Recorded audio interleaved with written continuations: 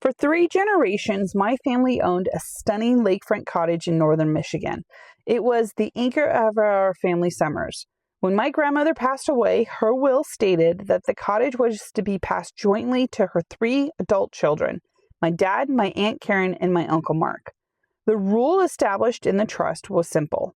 All 3 siblings were equal 1/3 owners, shared maintenance costs equally, and booked weekends via a shared family calendar.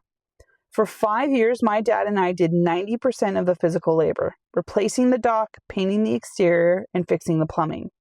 Aunt Karen and Uncle Mark rarely helped with maintenance, but they loved using the property during peak July weekends. 2 years ago, my dad unexpectedly suffered a stroke and passed away. Under my grandmother's trust agreement, my dad's 1/3 share of the cottage was legally transferred directly to me, 29 female, as his sole heir.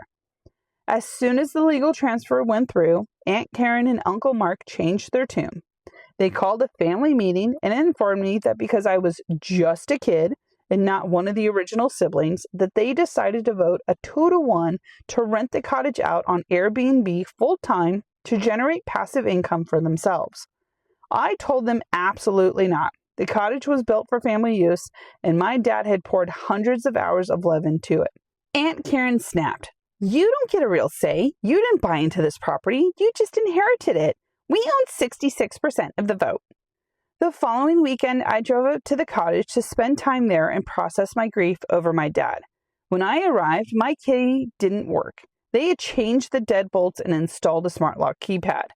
When I called my Uncle Mark, he smugly told me, "We've already booked Airbnb guests for the next 3 months. If you try to enter the property, we will report you for trespassing."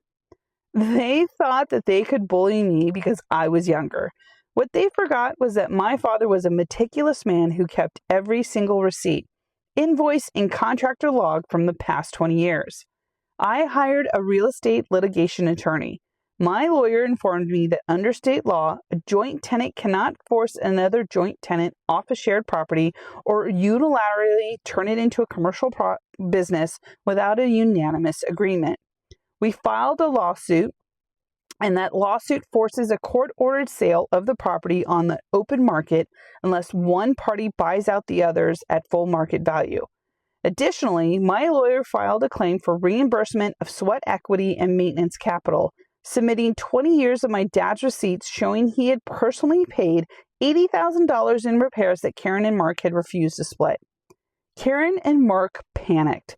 They didn't have the cash to buy out my 1/3 share, nor did they have the money to pay back the $80,000 in unreimbursed repairs.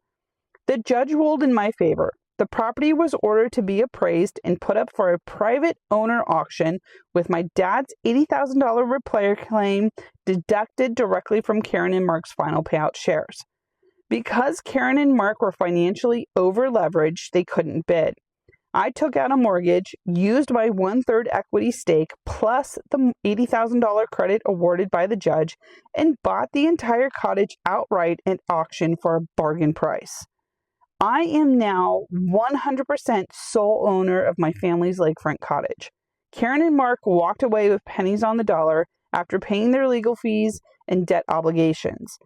I changed the locks myself, placed a framed photo of my dad on the mantle, and now spend every peaceful summer weekend on the lake he loved so much. Thank you guys so much for listening to this full story with no cliffhangers. I am Mish, I read the tea, and I'll see you guys in tomorrow's video.